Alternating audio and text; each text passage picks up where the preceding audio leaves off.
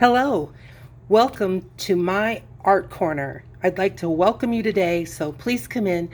Today we're going to talk about the types of art journals that I have. Maybe you've decided that you want to get started in art journaling, so I just thought I would show you some of the journals that I have.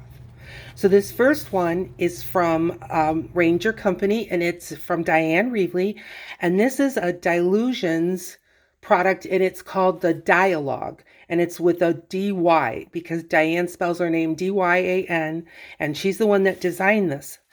So in here, you have multiple different traveler style journals that you can use. Now, I have used mine for art. This one's in upside down, but the reason why I selected this is because it is so versatile. Now, this journal has high quality paper that I have thrown inks, I have thrown watercolor, I have thrown acrylics, and it's handled it all.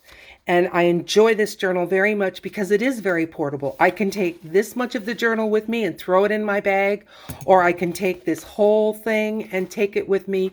I have a total of, let's see, 1, 2, 3, 4, 5 different inserts, and it really feels like it could handle more. Here's another journal that within the journal that I've used to do art. Here I just put random watercolor and then took it with me and then intuitively just kind of drew what I saw, kind of a practice.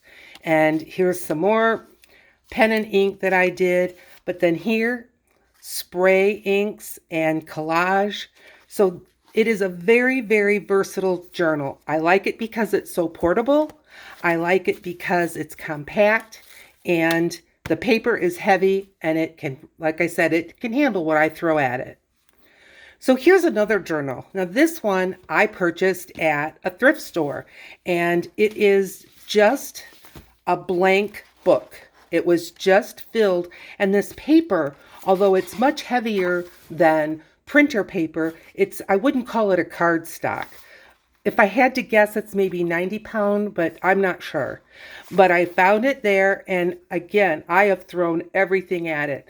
Here's collage that I did using matte medium, watercolors, markers, glued paper, took it all. This I did with watercolor and alcohol markers, and then black ink. I used graphite. It handles it wonderful. Yeah, there's a little bit of bleed through, but that doesn't concern me. Here's a beginning of a collage that I started.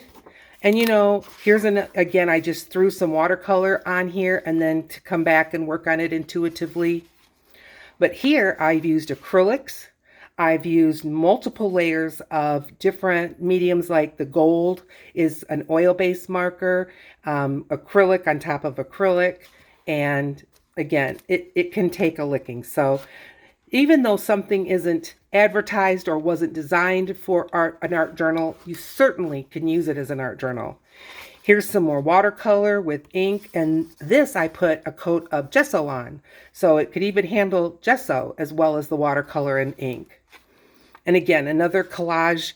This is primarily watercolor, and I used pen and ink and some acrylic white. These windows are gesso and held up. I did not glue two pages together for this project. It held up on its own.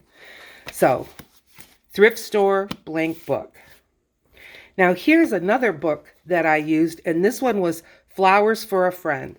And you're going to say, well, Julie, you took a good book and ruined it. I didn't ruin it. I saved this. I bought this from the thrift store, and if it wouldn't have been purchased, it would have been thrown away. And so I picked this one because it had heavier paper. Again, heavier than printer paper, but certainly not a cardstock. And for this one, I did glue 2 pages together. Here I used collage and acrylic paints and some watercolor. This is a Stabilo all pencil that you activate with water. And here is a acrylic abstract. This one I used, they're called Stabilo Woodies, and I really enjoyed that with collage.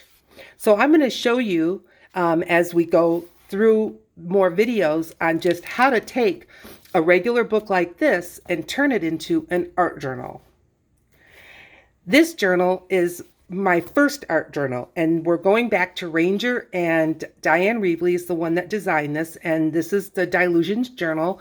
It's about 9 by 6, I would guess, and it has heavy, good paper.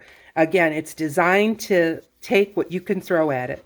Here I did watercolor, used watercolor on it, combination of markers and watercolor. Here's collage, more collage, more collage, and again, it handled it all. This is, here I used printer paper, and I did collage, cut it up, and then added it to acrylic. This is Gelato's pen and ink, white acrylic marker. So this has stood the test of time, and you can see I have put a lot into this journal. I've had it for years, and everything is not my favorite, but that's the beauty of an art journal. You can use it to practice, you can use it to try new techniques, you can use it to maybe take an idea and flesh it out into a finished product. One of the things I like about this journal and the journals that we've seen before, this is a stitched journal. And so to do a double page spread like this, you have no spiral. Now, what is the downside? It doesn't always want to lay flat, although the Dilutions journals with their sewn signatures is a very stable journal. But you'll see, because I'm getting near the back, there have been times that I've had to go ahead and use a clip and clip the pages together because they do want to, kind of rise and fall on me. But again, that doesn't bother me. But you can see I'm getting towards the end of this journal, and I do clip the pages. I've had this journal for years. It has serviced me well. I have added more paper on top, so it's gotten bulkier, but it's still been able to handle it just fine. It also has a handy envelope that you can put maybe some ephemera or other things that you want to take along if you're taking this journal with you, and then it has a nice sturdy closure. You may be wondering why none of my journals have the covers finished yet. This journal is this is the way it came, and I probably will leave it just like this.